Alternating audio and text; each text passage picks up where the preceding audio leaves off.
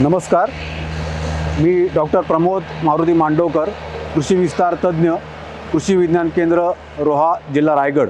आमच्या रायगड जिल्ह्यामध्ये विविध शेतकऱ्यांकडे आम्ही संपर्क साधत असतो। त्याचपैकी श्री राजेश विजय कोळवणकर हे कशेणे तालुका इंदापूरमधले एक युवा शेतकरी आहेत की ज्याने आमच्याकडे संपर्क साधला की काही शेतीला जोड व्यवसाय म्हणून आम्ही काही करू शकतो का। तर आमच्याकडे नैसर्गिक शेती अंतर्गत गांडूळ खत उत्पादनाचं युनिट सुरू करण्याविषयी आम्ही त्यांना मार्गदर्शन केलं होतं। त्याच अनुसरून त्यांनी त्याच्या शेतावरती हे जवळजवळ 15 ते 20 बेड गांडूळ शेतीचे तयार केलेले आहेत। त्याच्यामार्फत त्यांना एक शेती व्यवसायाचा एक जोडधंदा मिळालेला आहे। त्याचप्रमाणे त्यांच्या ह्या जागेवरती त्यांनी फळरोपवाटिका उभारलेली आहे। तर ह्या गांडूळ खताचा उपयोग ते त्याच्या शेतामध्ये करतात का नवीन कलम मोठ्या प्रमाणात तयार केले जातात, त्याच्यासाठी संपूर्ण वापर हा नैसर्गिक शेती अंतर्गत गांडूळ खताचा केला जातो। नमस्कार, माझे नाव राजेश विजय कोळवणकर, राहणार कशेणे, तालुका माणगाव, जिल्हा रायगड।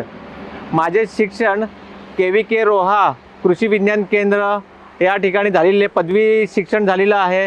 हे करत असताना तिथले शास्त्रज्ञांची टीम आहे, त्यांच्या मार्गदर्शनाखाली मी जो काही ॲक्टिव्हिटी करत होतो त्यासोबत आणखीन मी काही जोड व्यवसाय करू शकतो का याची चौकशी केल्यानंतर त्यांच्या मार्गदर्शनाखाली मी गांडूळ खत निर्मिती प्रकल्प चालू केला।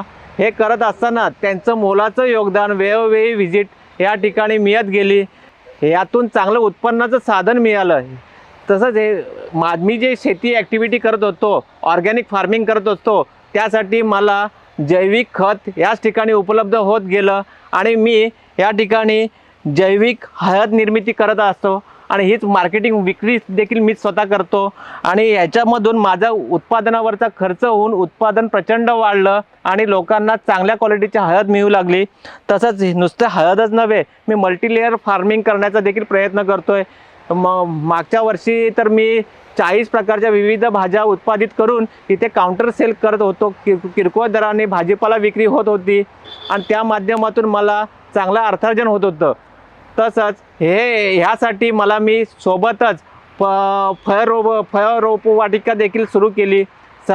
KVKच्या मार्गदर्शनाखाली त्यांना बरंचसं त्यांचं योगदान मला मिळालं। तसंच मी आंबा, काजू विद्यापीठाची कलमं इथे आणून बाळासाहेब सावंत कोकण कृषी विद्यापीठ दापोली येथील कलमं, तिथल्या विविध निरनिराळ्या जाती, बाणावली असेल, TD असेल, यासारख्या अनेक जातींचं मी इथे विक्री देखील चालू केली आणि ह्यातून मला देखील जोड व्यवसाय मिळाला।